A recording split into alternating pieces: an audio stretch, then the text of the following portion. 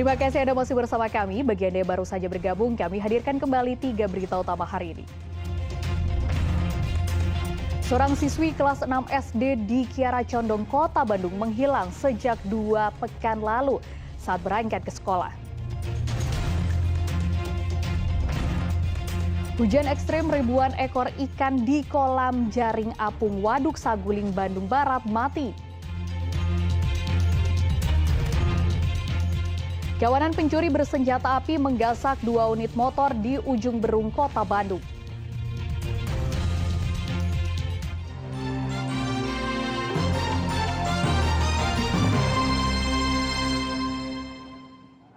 Sejumlah rumah di kawasan Padalarang, Bandung Barat rusak dan retak karena pergerakan tanah. Bencana alam itu terjadi karena saluran air tersumbat ketika hujan deras mengguyur wilayah itu.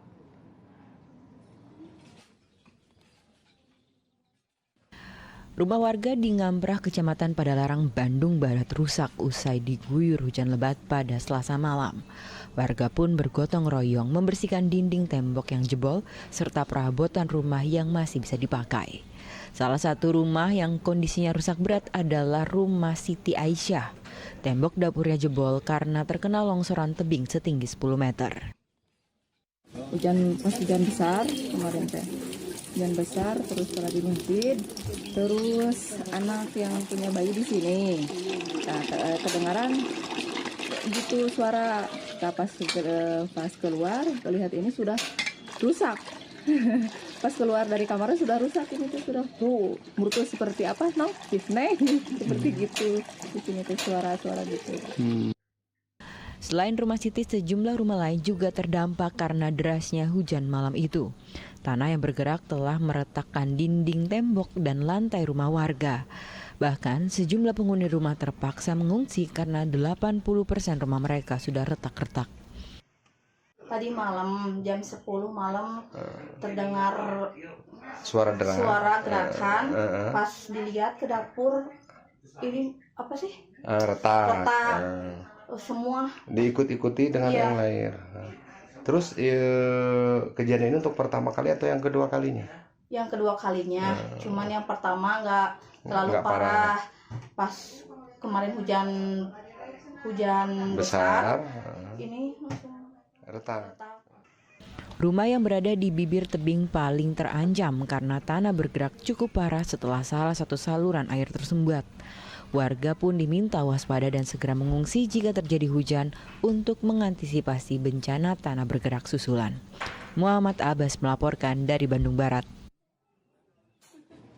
Harga bahan pangan mulai dari beras hingga cabai menjelang akhir tahun terus merangkak naik. Namun pemilik warung makan tak berani menaikkan harga jual karena takut ditinggal pelanggan.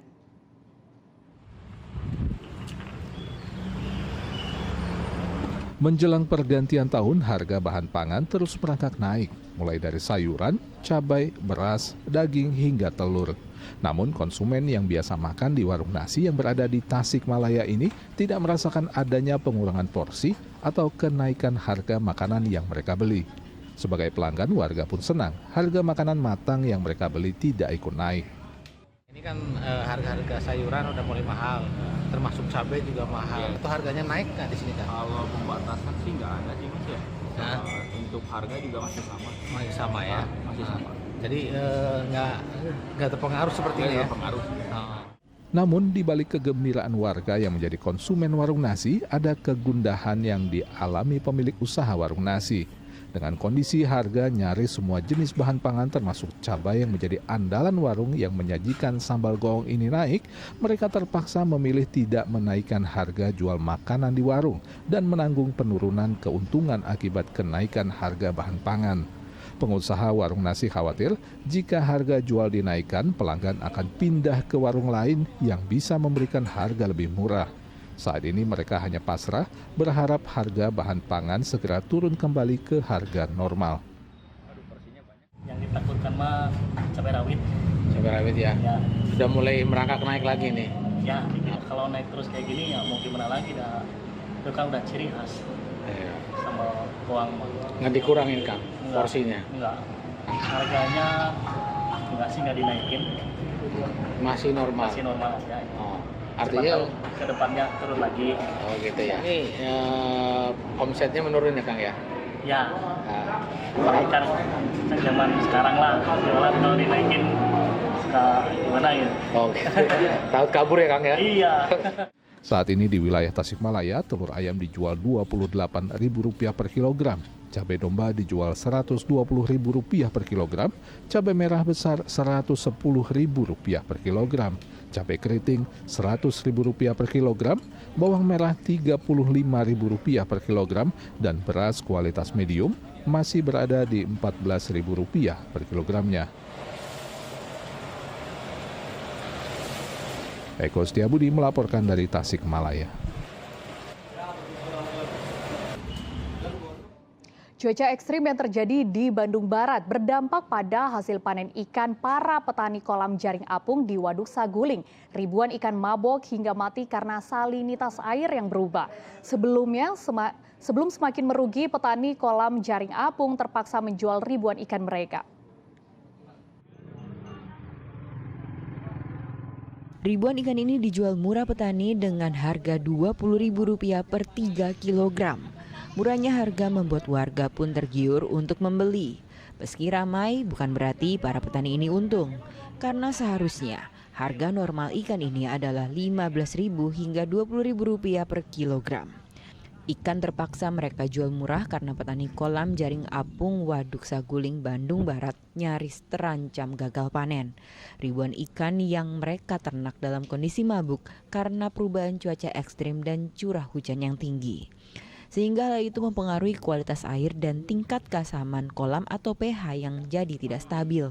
Akibatnya banyak ikan yang mabuk bahkan sampai mati. Total ikan yang mati pun mencapai 20 ton dari ratusan petak kolam jaring apung yang ada di sana. Daripada merugi, petani terpaksa menjual ikan mereka yang mabuk sebelum benar-benar mati karena cuaca. 20 ton ada lah. 20 ton? Ya, dari kali semua gitu. Tapi ini dijual murah Kang? Iya, ini jual murah ini. Berapa sih kilonya? Ini 3 kilo 20.000. Segini tuh? Jadi satu lapak. Dari satu lapak ya? Dari satu lapak ini. Karena minimal yang dijual mah mabuk, bukan dari banjir bandang. Oh, mabuk. Saya bawa ini 1 ton 200. 1 ton 200. Perubahan cuaca pada Desember dan Januari memang kerap mempengaruhi masa panen ikan. Para petani kolam jaring apung hanya berharap kondisi air kembali stabil sehingga di awal tahun bisa panen ikan kembali. Muhammad Abbas melaporkan dari Kabupaten Bandung Barat. Seorang penjual bakso keliling diduga melecehkan sejumlah anak yang masih duduk di bangku sekolah dasar. Orang tua yang tak terima perbuatan pelaku mengejar dan merekam pelaku hingga ke perumahan warga di daerah Nagasari, Karawang. Ini udah masuknya apa? Pencabulan loh. Saya minta maaf. Gampang, Pak. Rekaman ini menunjukkan amarah seorang ibu kepada penjual bakso keliling yang diduga telah melecehkan sejumlah anak yang masih duduk di bangku sekolah dasar di kawasan Nagasari, Karawang. Video berdurasi 1 menit 52 detik berisikan teguran orang tua korban yang tak terima dengan perbuatan pelaku. Pelaku yang hanya meminta maaf dan meminta berdamai tak membuat orang tua korban puas begitu saja. Warga mengatakan orang tua korban mengejar pelaku sampai ke perumahan itu. Diduga pelaku mencabuli sejumlah anak sekolah. Katanya anaknya diprosotin celananya, dipegang-pegang sama tukang bakso. Si ibu itu nggak senang, dia ngejar. Di mana di sini ya Pak? Ketemu di mana tuh tukang baksonya Pak? Di sana tuh, di pojok. Pojok situ Pak? Tengah-tengah ini. Itu ibu-ibunya warga sini atau bukan Pak? Bukan, warga sebelah. Warga sebelah, bukan warga sini. Cuman kalau tukang baksonya sering mangkal sini Pak? Sering keliling di sini mangkal bahkan di sini di warung nongkrong. Itu cerita kejadian memang tidak tahu si ibu aja ngejar-ngejar tukang baksonya itu. Diduga korban pelecehan oleh penjual bakso keliling lebih dari 2 orang. Kini pelaku telah ditangkap dan diproses pihak kepolisian. Samsun Nursyah melaporkan dari Karawang. Komisi Perlindungan Anak Indonesia Daerah Tasikmalaya mendatangi korban dugaan perkosaan di Garut. KPAID memastikan kondisi korban yang diperkosa oleh ayah kandungnya itu mulai membaik. Kasus kekerasan dan pelecehan terhadap remaja 14 tahun oleh bapak kandungnya di Garut beberapa waktu lalu mendorong Komisi Perlindungan Anak Indonesia Daerah Tasikmalaya mendatangi Mapolres Garut.